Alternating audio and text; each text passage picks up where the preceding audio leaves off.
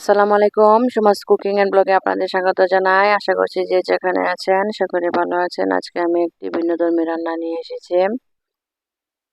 বেগুন আলু দিয়ে ডিম বোনা করেছি। এখানে আমি রান্নার জন্য একটি কড়াইয়ে রান্নার তেল দিয়ে দিচ্ছি।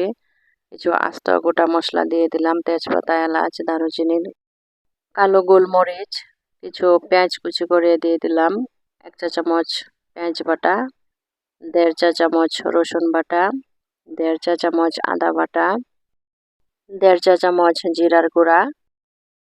আমি একসাথে সব নেড়ে চেড়ে মিশিয়ে নিচ্ছি। স্বাদ মতো লবণ দিয়ে দিলাম। এখন আমি পানি দিয়ে দিচ্ছি যাতে মশলাটা পুড়ে না যায়।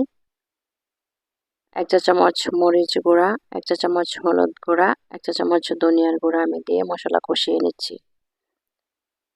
মশলা কষানো হয়ে এসেছে, তেল উপরে সুন্দরভাবে বেশি উঠেছে। এখন আমি সিদ্ধ করে রাখা আলুগুলো দিয়ে দিলাম। এখানে আমি ছোট ছোট আলু দিয়েছি। বড় আলু দিয়ে এই তরকারিটা রান্না করলে খেতে ভালো লাগবে না, সেজন্য আমি ছোট আলু দিয়ে রান্না করেছি। এখন আমি পানি দিয়ে কষিয়ে নিচ্ছি। এখানে আমি 2টো বেগুন কেটে নিয়েছি, কিউব করে কেটেছি। আলু কষানোর পরে আমি বেগুনগুলো দিয়ে আরেকবার কষিয়ে নিব।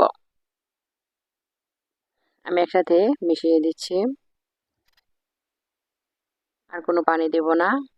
চুলার আগুন মিডিয়াম হিটে রেখে আমি কষিয়ে নিচ্ছি। বেগুন এবং আলু সুন্দরভাবে কষানো হয়ে এসেছে। এখন আমি ঝোলের জন্য গরম পানি দিয়ে দিচ্ছি। আমি তেজপাতাগুলো ফেলে দিচ্ছি, ঢেকে দিলাম। বলক উঠে এসেছে। এখন আমি ডিমগুলো দিয়ে দিচ্ছি। আগে থেকে সিদ্ধ করে খোসা ছাড়িয়ে নিয়েছি। সবগুলো ডিম আমি দিয়ে দিলাম। 1/2 চা চামচ গরম মশলা আমি দিয়ে দিলাম। এটা আমার নিজের তৈরি করা গরম মশলা, তাতে সুন্দর একটা ফ্লেভার চলে আসবে। আমি লবণ চেক করে নিচ্ছি। আমি আরও সামান্য একটু লবণ দিয়ে দিলাম, ঢেকে দিলাম।